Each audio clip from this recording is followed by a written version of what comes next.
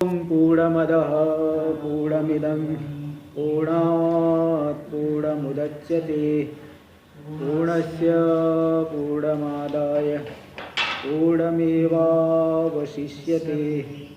ॐ शान्ति शान्ति शान्तिः। शङ्करं शङ्कराचार्यं केशवं बादरायणं सूत्रभाष्य कृतौ वन्दे भगवन्तौ पुनः पुनः। ईश्वरो गुरुरात्मेति मूर्तिभेदविभागिने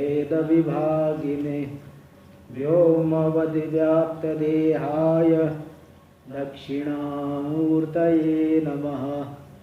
ओम शांति शांति शांति।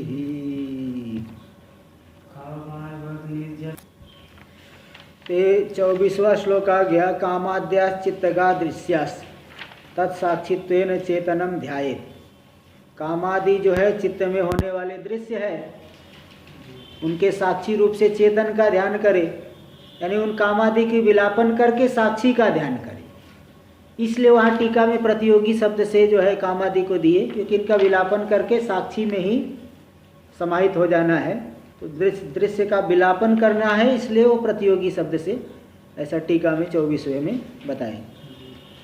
24 पूरा हो गया था। एवं दृश्य प्रतियोगिकम सविकल्प समाधिम दर्शयित्वा। दृश्य का विलापन करना है तो ऐसा दृश्य प्रतियोगिक हो गई सविकल्पक समाधि, जिसमें दृश्य का विलापन कर देना है। तो दृश्य प्रतियोगिकम सविकल्पक समाधि, दृश्य प्रतियोगिक जो दृश्य से मृत्सित दृश्य का विलापन करके साक्षी का ध्यान करना है, साक्षी में समाहित ऐसे सविकल्पक समाधि को दिखा करके। एक दूसरा समाधि है सप्तानुविद्ध, दृश्यानुविद्ध, ये दूसरी है सप्तानुविद्ध। इसलिए उसको दिखा करके दृश्यानुविद्ध का प्रदर्शन करके इदानीं क्रम प्राप्तम कामाद्य शेष दृश्य विलापकम, क्रम से प्राप्त हो रहा है कामादि संपूर्ण दृश्य का विलापन करने वाला जो साक्षी निष्ठ शब्दानुविद्ध, जो शब्द से मिश्रित है, पहले दृश्य से मिश्रित थी, ये शब्द से मिश्रित शब्दानुविद्ध सविकल्पक समाधि दर्शयति। शब्दानुविद्ध सविकल्पक समाधि को दिखाते हैं 25वां श्लोक। असंग सच्चिदानंदः स्वप्रभो द्वैतवर्जितः अस्मीति शब्दविद्धोऽयं समाधि सविकल्पकः। असंगः सच्चिदानन्दः स्वप्रभो द्वैतवर्जितः अस्मीति शब्दविद्धोऽयं समाधिः सविकल्पकः। असंग सच्चिदानंद, यह आत्मा कैसा असंग है, कोई भी संग आसक्ति नहीं है, कोई भी संबंध है, जुड़ाव सभी से रहित है।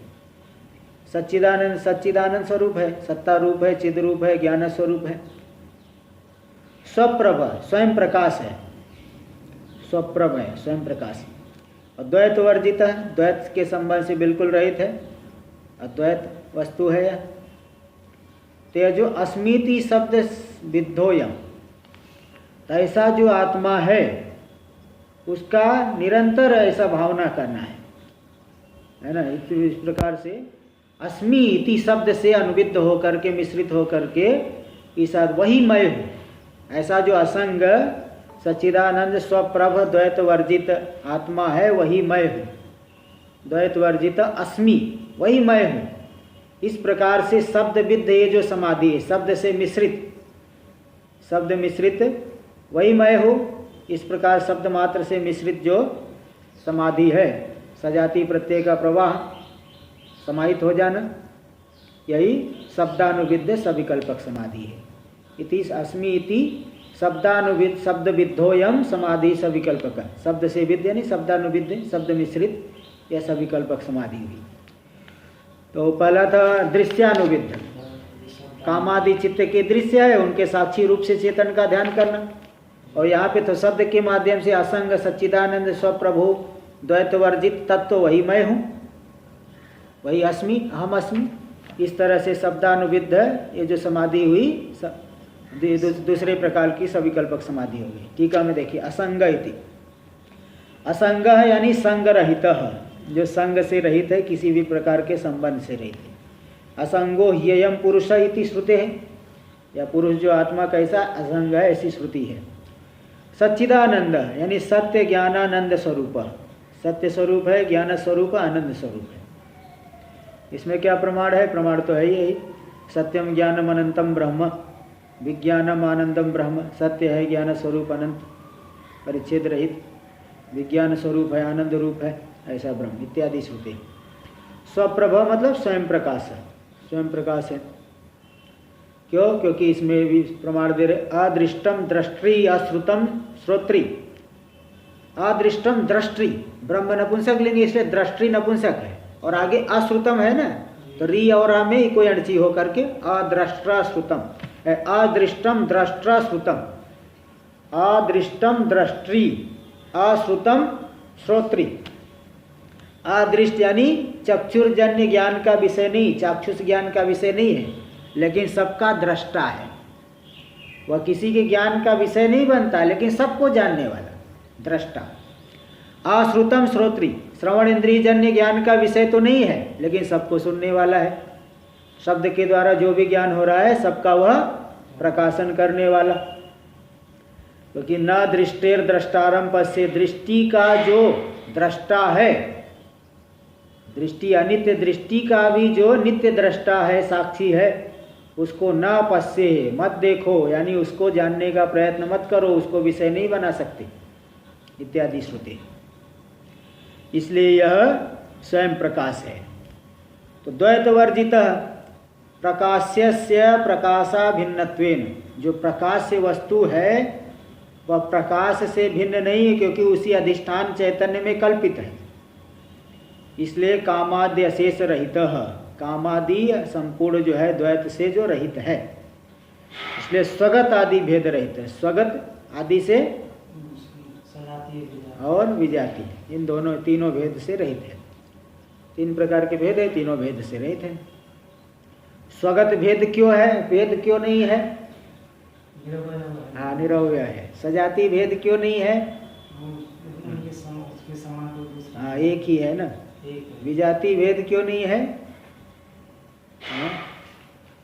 जगत अलग, जगत, हाँ, जगत कल्पित है ना। जगत जड़ जो है उसकी अपनी सत्ता नहीं है, इसलिए जगत को लेकर के द्वैत नहीं हो सकता। दूसरी कोई आत्मा नहीं, एक ही तो आत्मा है, सजाति भेद नहीं। जीव, जीव तो जीव भाव भी तो कल्पित है, और निरवय होने से स्वगत भेद नहीं, इसलिए स्वगत आदि भेद से रहित है इत्यर्थ। अद्वितीय है। एकमेवा द्वितीयम इति श्रुते है, एकमेवा द्वितीयम ऐसी छांदोग्य में श्रुति आई है। ऐसी श्रुति प्रमाण होने से सकल भेद से रहित है। एवं उक्त लक्षण प्रत्यक रूपो यह साक्षी, इस प्रकार के लक्षण वाला जो प्रत्यक स्वरूप है, सर्वांतर है, ऐसा जो साक्षी है, साक्षी साक्षात पश्यति, साक्षात जानने वाला, यानी वृत्ति व्यवधान के बिना, ऐसा नहीं कि वृत्ति बनेगी तभी जानेगा, वृत्ति को भी जानने वाला है। इसलिए साक्षात जो साक्षी है, अयम अहम अस्मि, वही साक्षी मैं हूँ। इति निरंतरम भाव है, ऐसा जो प्रत्यक्ष है वही साक्षी मैं हूँ। इस तरह से शब्दानुविद्ध समाधि, उसकी निरंतर भावना करे, वही मैं हूँ। इस प्रकार से शब्द के माध्यम से शब्दानुविद्ध, ये जो समाधि निरंतर भावना करके उसी में स्थित हो जाना, ये शब्दानुविद्ध सविकल्पक समाधि हो गई। एवं उक्त प्रकारेण कामाद्यशेष वृत्ति विलापको असंगादि शब्द मात्र विश्रितो, कामादि संपूर्ण वृत्ति का विलापक, क्योंकि असंगादि रूप से भावना करेंगे तो कामादि वृत्ति रहेगी क्या? नहीं। कामना आदि तो द्वैत में रहता, अपने से भिन्न कोई उत्कृष्ट वस्तु देखेगा व्यक्ति तो हाँ ये मुझे मिल जाए, ऐसा होगा। उसे मुझे स्वर्ग, जैसे स्वर्ग, मुझे स्वर्ग के विषय में सुन लिया, स्वर्ग बहुत सुख मिलता है, बहुत, वहाँ कोई दुख नहीं है, वहाँ कोई लॉकडाउन नहीं होगा, ऐसे सुना। छोड़े, नए आदमी तो यही सुनेगा ना, वो बोले वहाँ कोई कोरोना नहीं है, वहाँ कोई लॉकडाउन नहीं है, बोले वो तो बहुत अच्छी जगह है, वही रहना चाहिए, इस तरह से वो चाहेगा।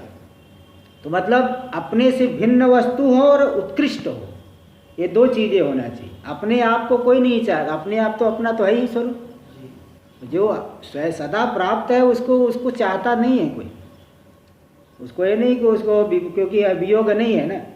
तो अपने से भिन्न वस्तु होनी चाहिए और उत्कृष्ट मालूम पड़नी चाहिए, बहुत उत्कृष्ट है, तब व्यक्ति को कामना होती है। लेकिन जब ये मालूम पड़ गया स्वगत आदि भेद से रहित है, तो यह आत्मा ही परमानंद रूप है, बाकी तो दुख का समुदाय रूप है, तो ऐसा जो साक्षी है इस तरह से असंग आदि शब्दों के माध्यम से जो अयम अहम अस्मि इस तरह से निरंतर भावना करके, तो ऐसा भावना करेंगे तो कामादि अशेष वृत्ति का विलापन हो जाएगा। तो इस अशेष वृत्ति का विलापक असंगादि शब्द मात्र मिश्रित, असंगादि शब्द मात्र के द्वारा जो मिश्रित हो रहा है, दृश्य से मिश्रित नहीं, इन शब्द के द्वारा मिश्रित हो रही समाधि। तो विजाति प्रत्यय शून्य सजाति प्रत्यय प्रवाह लक्षण, विजाति प्रत्यय से रहित सजाति प्रत्यय का प्रवाह लक्षण रूपी ये जो समाधि है, प्रत्यक चिन्मात्र विषय का, किसको विषय करती है? प्रत्यक चिन्मात्र को, चैतन्य मात्र को विषय करने वाली। चिदाभास निष्ठो, चिदाभास में होने वाली जीव ऐसा करेगा, प्रत्येक रूप से चिन्मात्र को विषय करने वाली, चिदाभास में निष्ठ है। चिदाभास जो है उसको चिन्मात्र को अहम रूप से अनुभव करेगा। तो ऐसा जो चिदाभास निष्ठ अनुभव है, यो अनुभव अयम शब्दानुविद्ध, यही अनुभव ही शब्दानुविद्ध सविकल्पक समाधि, सविकल्पक समाधि रीति उच्यते इति शेष, इसी को शब्दानुविद्ध सविकल्पक समाधि ऐसा कहा जाता है।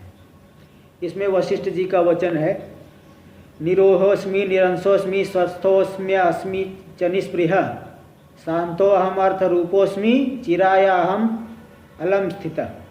मैं निरीह, देखो इहा शब्द का दो अर्थ होता है, इहा का अर्थ कामना भी होता है, चेष्टा भी होता है। तो मैं निरीह हूँ, कामना से रहित हूँ, चेष्टा से रहित हूँ, निरंस हूँ, कोई अवयव नहीं, निरवयव, स्वस्थ, स्वस्मिन स्थित तिष्ठति इति स्वस्थ, स्व में स्वरूप में स्थित हूँ, निष्प्रिय, अच्छा निष्प्रिय से कामना से, इसलिए वहाँ चेष्टा से रहित ही ले लीजिए, क्योंकि निष्प्रिय दे दिए ना अलग से, स्प्रिया कामना से रहित, निरीह चेष्टा से रहित। शांत हो, मैं शांत हूँ, किसी भी प्रकार का उपद्रव नहीं, आदि दैविक आदि भौतिक आध्यात्मिक कोई भी ताप नहीं है। ऐसा जो अहम अर्थ रूपोस्मि, अहम अर्थ स्वरूप, चिराय अहम अलम स्थित, इस तरह से चिरकाल तक अहम अलम स्थित, पर्याप्त जो है वही तद्रूप हो करके मैं स्थित हूँ, तद्रूप से अनुभव कर लिया। इति वशिष्ठ वचनात्, ऐसा वशिष्ठ वचन से शब्दानुविद्ध है जो सविकल्पक समाधि हो गई है, शब्द के माध्यम से, शब्द से मिश्रित, सजाति वृत्ति का प्रवाह, विजाति प्रत्यय से रहित, तो ये समाधि सविकल्पक समाधि शब्दानुविद्ध है। एवं द्विप्रकारम सविकल्पक समाधिम दर्शयित्वा, इस तरह से दो प्रकार की सविकल्पक समाधि को प्रदर्शन करके दिखा करके, अब इसके बाद कौन है? निर्विकल्पक समाधि। इदानीं कामादि दृश्यानाम असंगादि शब्दानाम विलापकम, जो कामादि दृश्य है और असंगादि शब्द है, इन सब का विलापन करने वाली कौन है? निर्विकल्पक समाधि, वहाँ कोई विकल्प नहीं। इन सब का विलापन करने वाले निवात स्थित दीपवत, निवात वात रहित वायु रहित स्थान में स्थित जो दीपक के समान, वहाँ जैसे निवात स्थान में स्थित दीपक, उसकी लौ एकदम सीधी एक लाइन में जाती है, थोड़ा भी हिलती नहीं। तो उसी दीप के समान ही चित्त नैश्चल्यात्मकम निर्विकल्पक समाधि दर्शयति, चित्त की निश्चलता रूपी, चित्त अत्यंत निश्चल हो जाएगा, बिल्कुल इंगन, कोई क्रिया नहीं, कोई चेष्टा नहीं, कोई संकल्प विकल्प नहीं। ऐसी जो निश्चलात्मक, जो नैश्चल्यात्मक निर्विकल्पक समाधि, इसको दिखा रहे हैं। 26वां श्लोक।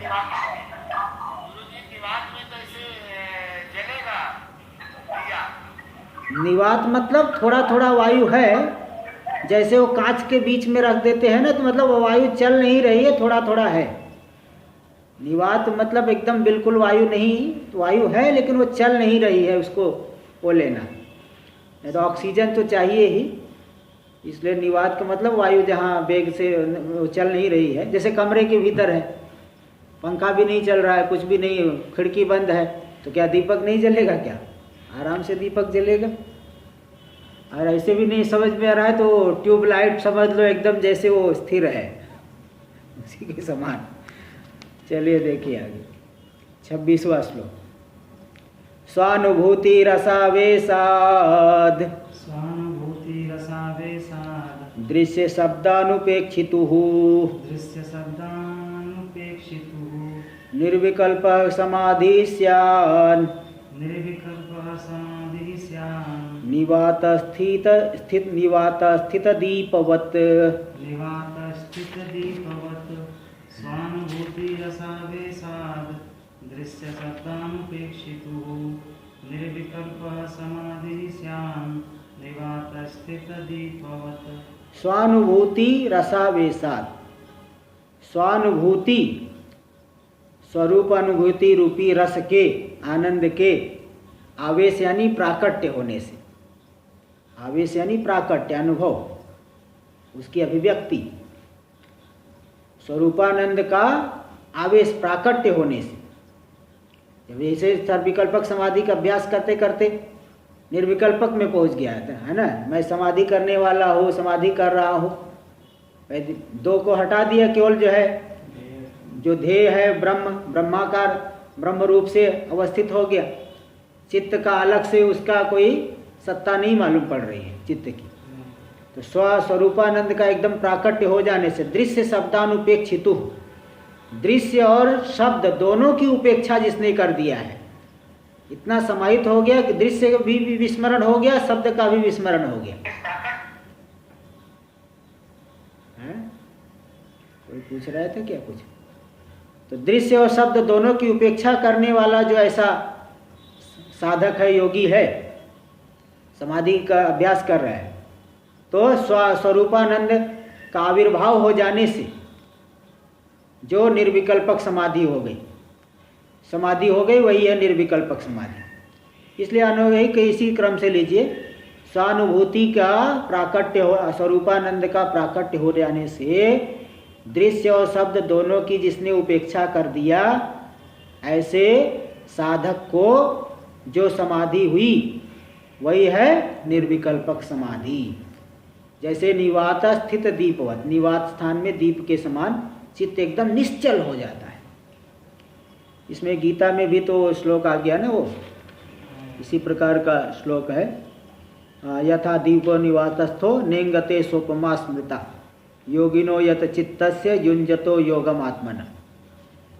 योगिनो यत चित्तस्य, यत संयत चित्त वाले योगी, आत्मन योगम युञ्जता, आत्मा, आत्मा का योग का अभ्यास करने वाला, आत्मा का ही जो है जो समाहित समाधान चित्त को कर रहा है, तो उसके चित्त की कैसी उपमा है? बोले निवात स्थान में दीप के समान। जैसे निवात स्थान में रखा हुआ दीप हलचल से रहित होता है, इसी प्रकार योगी का चित्त भी किसी भी चलन क्रिया से रहित हो जाता, निश्चल हो जाता है। तो निवात स्थित दीपवत, ये दृष्टांत यहाँ भी दे दिए। टीका में देखिए, स्वानुभूति, अनुभूति का अर्थ क्या है? अनुभूतिर ज्ञानम, और ज्ञान कौन है? आत्मा ही है, प्रत्यक्ष चैतन्य। ज्ञान यानी आत्मा, प्रत्यक्ष चैतन्य।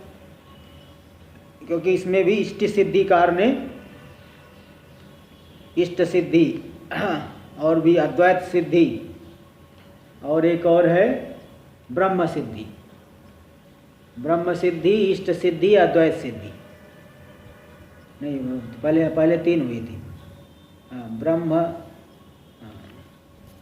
ये विमुक्त आत्म यति इन्होंने इष्ट सिद्धि लिखा है, इष्ट सिद्धि नाम के ग्रंथ। तो इसे उनका इष्ट सिद्धि का ही ग्रंथ है।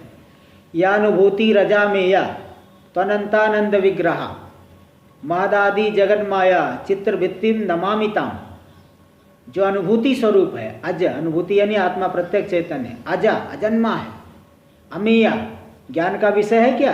नहीं, मेय नहीं। मेय ज्ञान का विषय बने तो मेय कहते हैं, मेय नहीं, अमेय है। स्त्रीलिंग में प्रत्यक्ष शब्द स्त्रीलिंग में, अनुभूति शब्द स्त्रीलिंग में है, इसलिए अमेय। अनंतानंद विग्रह, अनंत परिच्छेद से रहित आनंद ही जिसका विग्रह यानी स्वरूप है। अनंतानंद विग्रहो स्वरूपम यस्य, यस्या सा अनंतानंद विग्रह, अनंत आनंद ही जिसका स्वरूप है। ऐसा जो नहीं, बस बस हो गया। अनंतानंद विग्रह, अनंत आनंद स्वरूप वाली जो अनुभूति स्वरूप है आत्मा। महदादि जगन माया चित्र भित्तिम नमामितम ताम अनुभूति, यानी अनुभूति स्वरूप आत्मा को, जो कि महदादि जगन माया चित्र भित्तिम, महदादि जो जगत है, क्योंकि प्रकृति से पहले महातत्व की सृष्टि होती है, महातत्व के बाद अहंकार, अहंकार से पंच तन्मात्रा, फिर भूत भौतिक जगत की सृष्टि हो जाती है। तो महदादि जो जगत रूपी जगत है और उसका कारण माया, इन सभी के लिए जो चित्र भित्ति, जैसे चित्र खींचने के लिए भित्ति चाहिए, बिना भित्ति के, बिना कपड़े के उसमें चित्र नहीं बना सकते। इसी प्रकार जगत रूपी चित्र के लिए जो भित्ति स्थानीय अधिष्ठान है, ऐसी आत्मा को ताम अनुभूति स्वरूपाम नमामि, उसको मैं नमस्कार करता। इसलिए अनुभूति का अर्थ है ज्ञान, आत्मा, प्रत्यक्ष चैतन्य। इति इष्ट सिद्धिकार उक्तत्वात्, इष्ट सिद्धिकार जो विमुक्तात्म यति है उन्होंने, हाँ देखो ये बराबर याद आया, नैष्कर्म सिद्धि, इष्ट सिद्धि, ब्रह्म सिद्धि, और चौथी अद्वैत सिद्धि थी। नैष्कर्म सिद्धि सुरेश्वराचार्य जी ने लिखा, ब्रह्म सिद्धि मंडन मिश्र ने, इष्ट सिद्धि विमुक्तात्म यति ने लिखा। फिर अद्वैत सिद्धि जब मधुसूदन सरस्वती लिख दिए, उन्होंने कहा देखो ये चौथी सिद्धि मैंने लिखा, इष्ट नैष्कर्म ब्रह्मगा नाम, अद्वैत सिद्धि नामायम चतुर्थी समझायत, ऐसा करके मंगलाचरण अंतिम में लिखे हैं, अद्वैत सिद्धि के आखिरी में। तो ये चौथी इष्ट सिद्धिकार विमुक्तात्म यति, इति इष्ट सिद्धिकार उक्तत्वात्, इष्ट सिद्धिकार ने ऐसा कह दिया है। रस यानी आनंद स्वरूप परमात्मा, रस का अर्थ है आनंद स्वरूप परमात्मा। रसो वैसा तैतरीय उपनिषद में आ गया, वह रस स्वरूप है। रसम हिवायम लब्ध्वा आनंदी भवती, रस को प्राप्त करके ही यह आनंदित होता है, आनंद युक्त होता है ना। रस तो परमात्मा रूप है, उस रस को प्राप्त करके ही यह आनंदित होता है, आनंद युक्त होता है। इति श्रुते, ऐसी श्रुति है। परमात्मा प्रत्येक आत्मा भी रसाभिन्नत्वेन, प्रत्येक आत्मा भी तो परमात्मा से अभिन्न है, रस से अभिन्न है, इसलिए परम प्रेमास्पदत्वात्, वह परम प्रेमास्पद है। परम प्रेमास्मत होने से रस स्वरूपानुभूति, वह भी रस स्वरूप अनुभूति रूप है। प्रत्येक आत्मा भी, सर्वांतर आत्मा भी रस से अभिन्न होने से, क्योंकि वह परम प्रेमास्पद है, इसलिए वह रस स्वरूपानुभूति वह भी है। तो स्वानुभूति रेव रस, स्वरूपानंद ही, स्व का अनुभव ही है रस, आनंद, आनंद स्वरूप आत्मा वही अनुभूति रूप है। तस्य आवेश, उसका आवेश मतलब प्राकट्य लेना, आविर्भाव। तो तस्य आवेश स्वानुभूति रसावेश, स्वानुभूति रूपी आनंद का प्राकट्य। पूर्वोक्त समाधि द्वयाभ्यास पाठवाद, पूर्वोक्त जो दो समाधि का कि अभ्यास की पटुता होने से, जैसे जैसे नीचे की भूमिका में ज़्यादा अभ्यास होता है, ऊपर की भूमिका में जो है पहुंचता है। जैसे पहले व्याकरण पढ़ लिया, व्याकरण में अच्छा अभ्यास हो गया, फिर आगे जो है सब समर्थ हो जाता है, तर्क आदि पढ़ता है, फिर वेदांत के प्रकरण ग्रंथ और ये सब। तो इस तरह से जैसे जैसे नीचे की भूमिका में अभ्यास की पटुता होती है, आगे के लिए व्यक्ति योग्य हो जाता है। तो पूर्वोक्त समाधि द्वय के अभ्यास की पटुता से अंतःकरणे स्वरूप भूत ज्ञानानंदाविर्भाव, अंतःकरण में स्वरूप भूत ज्ञानानंद का आविर्भाव हो जाता है, प्राकट्य हो जाता है। इसलिए यही है स्वानुभूति रसावेश, स्वानुभूति रसावेश, समाधि द्वय के अभ्यास से स्वानुभूति रस का आवेश हो जाएगा, प्राकट्य हो जाएगा। यद्वा आवेश यानी अभिनिवेश, अथवा आवेश का दूसरा अर्थ अभिनिवेश यानी मग्नत्वम, डूब जाना, उसी में रस में डूब गया है ना, अपने आनंद स्वरूप आनंद रूपी आत्मा में ही निमग्न हो गया, चित्त उसी में विलीन हो गया। यही है स्वानुभूति रसावेश।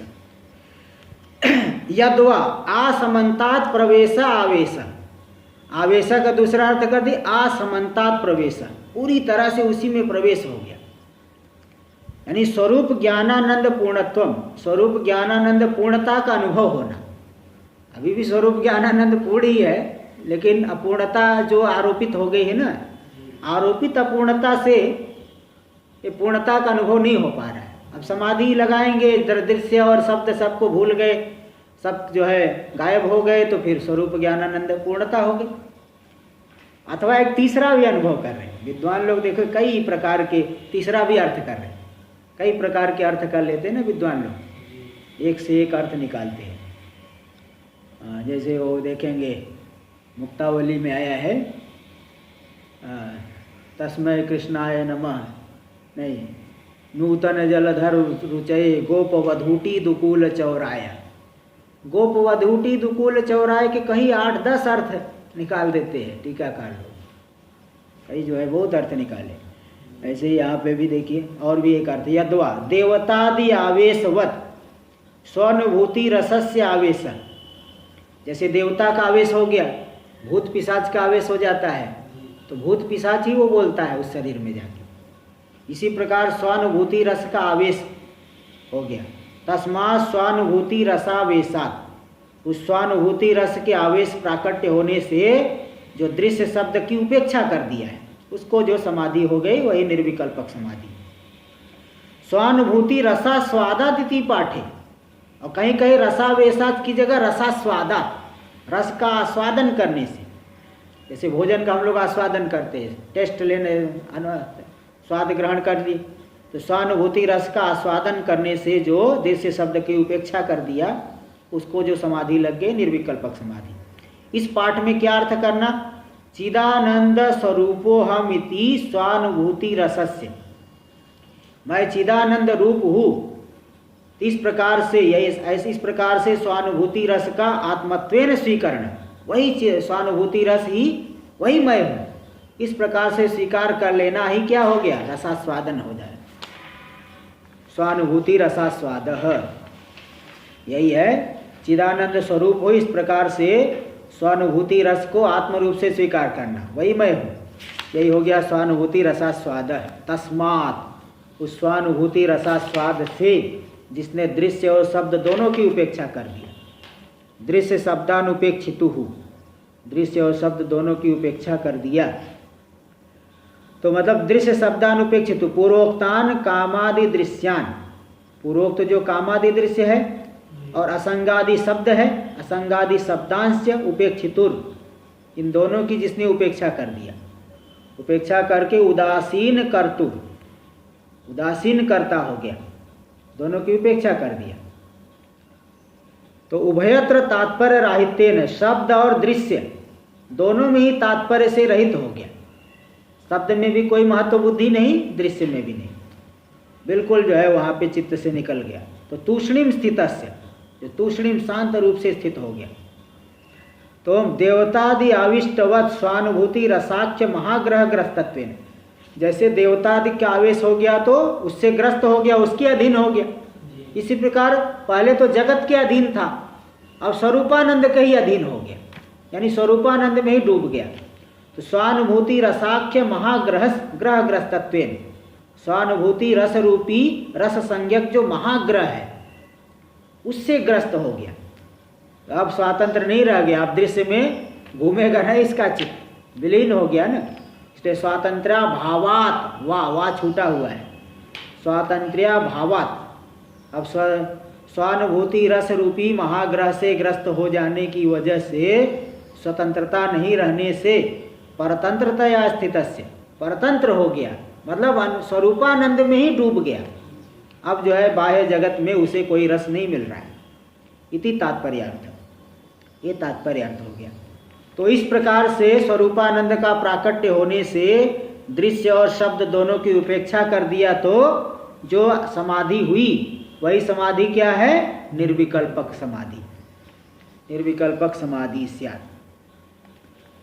आगे प्रशांत वृत्तिकम चित्तम, इसको कहीं आया है, प्रशांत वृत्तिकम चित्तम परमानंद दीपकम असंप्रज्ञात नामायम समाधिर योगिनाम प्रिय इति, ऐसा कहा गया। प्रशांत वृत्तिकम चित्तम, जिस चित्त में सभी वृत्तियां प्रशांत हो गई, प्रकृष्ट रूप से शांत हो गई, प्रकृष्ट रूपेण शांता वृत्तयः यस्मिन् चित्ते तच्चित्तम प्रशांत वृत्तिकम, जिस चित्त में सभी वृत्तियां पूरी तरह से विलीन हो गई, और परमानंद दीपकम, परमानंद का वो प्रकाशन हो गया, परमानंद का आविर्भाव हो गया, जो परमानंद का दीपन करने वाला है, दीपक प्रकाशन करने वाला चित्त है, इसमें परमानंद रूप आत्मा आविर्भूत हो गया है। तो ऐसा जो है असंप्रज्ञात नामाय, असंप्रज्ञात नाम की यह समाधि हो गई, इसी को असंप्रज्ञात समाधि कहते हैं। योगी नाम प्रिय, योगियों को बहुत प्रिय है, योगी लोग समाहित ही रहते हैं। भाई देखिए जगत व्यवहार में कष्ट है ना, नहीं कष्ट होता तो समाधि कोई क्यों लगाता। कोई भी संसारी व्यक्ति भी, आजकल दूसरे धर्म के लोग भी देखो ध्यान लगाते, बहुत ध्यान का अभ्यास करते, मेडिटेशन जो है शिविर में कर जाते हैं। अब वो उनको देखो, और जो कोई नास्तिक है पूरी तरह से तो भी ध्यान लगाते हैं, क्योंकि जगत में तो विक्षेप ही है ना, विक्षेप अधिक है, जितना ज़्यादा बढ़ाओ उतना ज़्यादा विक्षेप। तो इसलिए योगी लोग एक बार समाधि में चले गए, समाधि सुख का अनुभव कर लिए तो समाधि उन्हें प्रिय लगती है, सदा जो है समाधि में ही रहना उन्हें अच्छा लगता है। तो इसलिए योगी नाम प्रिय, योगियों को यह अत्यंत प्रिय है। उक्त लक्षणों निर्विकल्पक समाधि, उक्त प्रकार की जो निर्विकल्पक समाधि है, उक्त लक्षण से अधिकारिण स्वयं स्यात्, यह समाधि अधिकारी को स्वयं होगी। जब दो प्रकार की इसकी अभ्यास की पटुता होने से निर्विकल्पक समाधि में पहुंच जाएगा, स्वयं ही अधिकारी को हो जाती है। देखिए बता रहे, लय विक्षेप कषायादि प्रतिबंधा भावात् असंप्रज्ञाताख्यो निर्विकल्पक समाधि स्वयमेव भवति। लय यानी निद्रा में न जाए, चित्त विक्षिप्त न हो, ऐसा नहीं ध्यान करने चले हो जगत में चले गया। और कषाय रसास्वाद आदि, लय रसास्वाद, कषाय अलग हो गया, कषाय जो है बीच में ही रह गया, इधर भी नहीं उधर भी नहीं। और रसास्वाद यानी वो सविकल्पक सुख में ही डूब गया, उसी को सब कुछ मान लिया। इन सब प्रतिबंध का अभाव होने पर अधिकारी को असंप्रज्ञाताख्यो निर्विकल्पक समाधि ही स्वयमेव भवति। असंप्रज्ञात संज्ञक, कषाय मतलब वो दिए ना कि बीच में ही रह जाएगा, इधर भी नहीं उधर भी नहीं।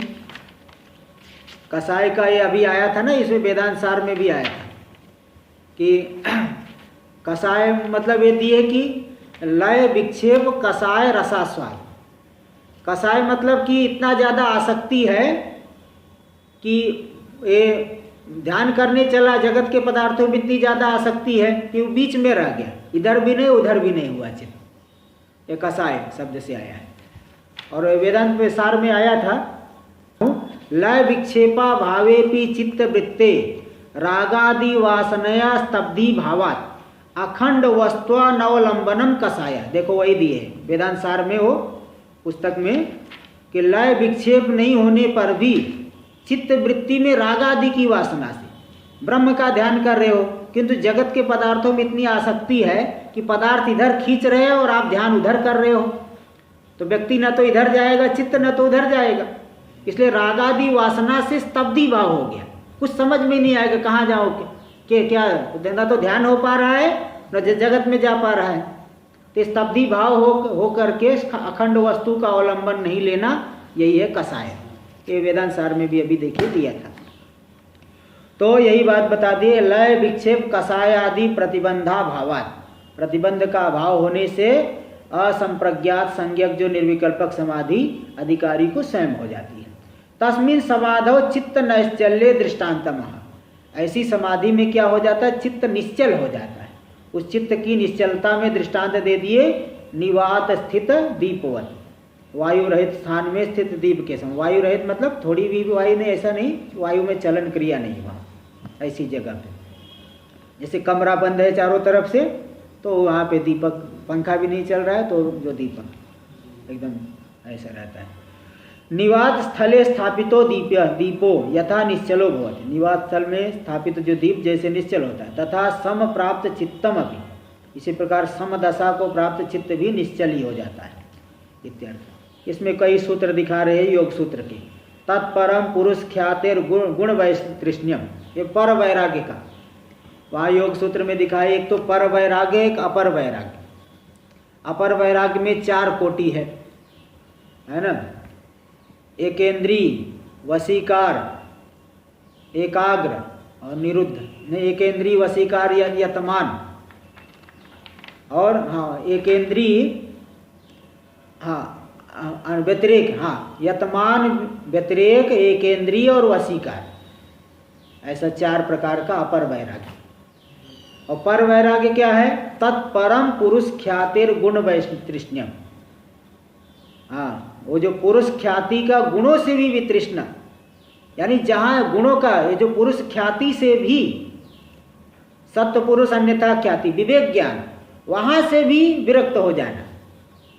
जैसे यहाँ पे संप्रज्ञात का सुख, वहाँ से भी विरक्त हो जाना, है ना। समाधि का सुख का, भाई चलो जगत का सुख नहीं चाहिए, समाधि का सुख चाहिए, वहाँ की लालसा हो गई, तो वहाँ से भी विरक्त हो जाना। ये पर वैराग्य, ये पर वैराग्य का लक्षण किए हैं। इसी प्रकार वहाँ तो वो लोग सांख्य योग वाले क्या मानते हैं? प्रकृति पुरुष का विवेक ज्ञान से मुक्ति। तो पुरुष ख्याति से कहते, प्रकृति पुरुष ख्याति, विवेक ज्ञान, पुरुष ख्याति से भी जो विरक्त हो जाना, यानी पूरे की पूरे गुणों का कार्य से वितृष्ण हो जाना, यही है पर वैराग्य। तो ये पर तत्परम पुरुष ख्यातिर गुण वैतृष्ण्यम, तो पूरा पूर्ण वैराग्य है। और तीव्र संवेगा नाम आसन्न समाधि लाभ, और जिनके अंदर तीव्र संवेग है, तीव्र वैराग्य है, उनको समाधि का लाभ कैसा होगा? आसन्न, एकदम निकट। जितना ज़्यादा वैराग्य है उतना ही समाधि लाभ की संभावना ज़्यादा है। व्युत्थान निरोध संस्कारोर अभिभव प्रादुर्भावो, निरोध लक्षण चित्तान्वयो निरोध परिणाम। चित्त का निरोध परिणाम क्या है? कि व्युत्थान के संस्कार जो है दब जाए और निरोध के संस्कार प्रादुर्भूत हो जाए। निरुद्ध व्युत्थान के संस्कार यानी बाह्य विषयों में जाना छोड़ दे, और जो है चित्त एकाग्र ही रहे, निरुद्ध ही रहे, तो व्युत्थान के संस्कार तो दबे और निरोध के संस्कार बढ़ते चले जाए। भाई देखिए अभी क्या है, साधना जब आरंभ करते हैं तो व्यवहार के संस्कार ज़्यादा है, जगत के संस्कार ज़्यादा है और साधना के संस्कार कम है। अब जैसे जैसे साधना अधिक बढ़ाते जाओगे, साधना वाले संस्कार ज़्यादा हो जाएंगे, जगत के संस्कार कम हो जाएंगे, तो जगत में व्यक्ति नहीं जाना चाहेगा। ऐसे व्युत्थान के संस्कारों का आविर्भाव होने पर और निरोध के संस्कारों का प्राकट्य होने पर, व्युत्थान के संस्कार तो दब गए, व्यवहार वाले संस्कार, और निरोध वाले संस्कार क्या हो गए? ऊपर हो गए, अधिक हो गए। वही कहें, देख व्युत्थान निरोध संस्कारोर अभिभव प्रादुर्भावो, व्युत्थान के संस्कार का अभिभव और निरोध के संस्कार का प्रादुर्भाव, प्राकट्य, ऐसा होने पर निरोध लक्षण चित्तान्वय, निरोध स्वरूपी चित्त में जो होने वाला है, किस प्रकार का परिणाम है? वही निरोध परिणाम, निरुद्ध चित्त में होने वाला, निरोध लक्षण से युक्त चित्त में होने वाला कौन है? निरोध परिणाम। यही इसको हम लोग यहाँ निर्विकल्पक समाधि बोलते हो। योग की समाधि तो जड़ समाधि है, तो निरुद्ध हो गया चित्त, निरोध परिणाम। इति पतंजलिना सूत्र तत्वात्, पतंजलि महर्षि के द्वारा ऐसा सूत्र बनाया गया योग दर्शन में। और गीता में भी भगवान ने कहा दी, यथा दीपो निवातस्थो नेंगते सोपमा स्मृता योगिनो यत चित्तस्य युंजतो योगम आत्मन इति भगवद वचनात्। जैसे निवात स्थान में रखा हुआ दीप नेंगते, चलन क्रिया से बिल्कुल रहित होता है, वही दीपक ही उपमा हो गई, सादृश्य हो गया किसका? योगी के चित्त का। योगिनो यो आत्मना योगम युंजतो यत चित्तस्य योगिना सा उपमा।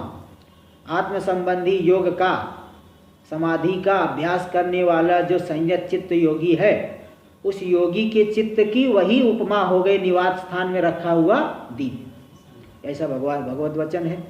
इस तरह से इस प्रकार से निश्चल हो जाता है। और वराहोपनिषद का ये कुछ मंत्र दिखा रहे हैं। ये मंत्र वराहोपनिषद 4th अध्याय का मंत्र है।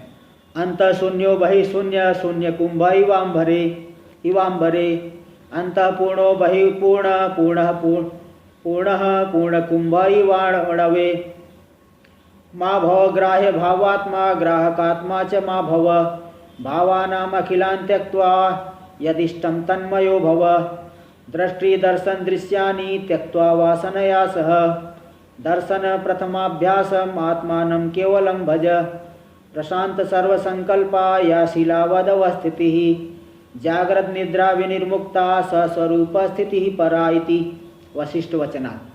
ये वराहोपनिषद में आता है। तो अंत शून्यो वही शून्य, अंदर से शून्य बाहर से शून्य, शून्य कुंभ इवाम्बरे, शून्य कुंभ, कुंभ से रहित, फूट गया जो घड़ा उसके समान, जैसे अंबर, अंबर अंबर में हो जैसे होता है।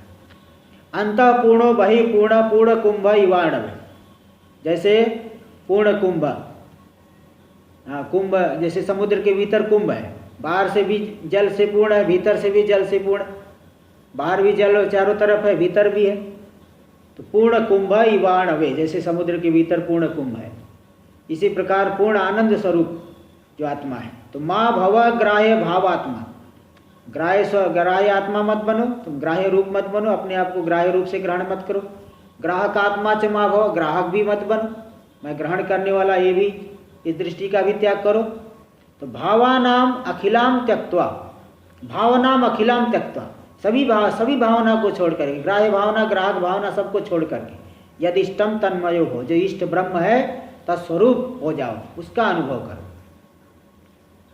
दृष्टि दर्शन दृश्यानि त्यक्त्वा वासनया सह, दृष्टा दर्शन दृश्य इन त्रिपुटी को छोड़ करके, वासना के सहित त्रिपुटी को छोड़ करके, दर्शन दर्शन प्रथमाभ्यासम आत्मानम केवलम भजन, जिसके लिए प्रथम अभ्यास, जिसके दर्शन के लिए, दर्शनाय प्रथमाभ्यासो यस्य आत्मन तम आत्मान, जिसके लिए अभ्यास करना आरंभ किए है, ऐसे आत्मा को केवल आत्मस्वरूप ही हो जाओ, आत्मा का ही भजन करो।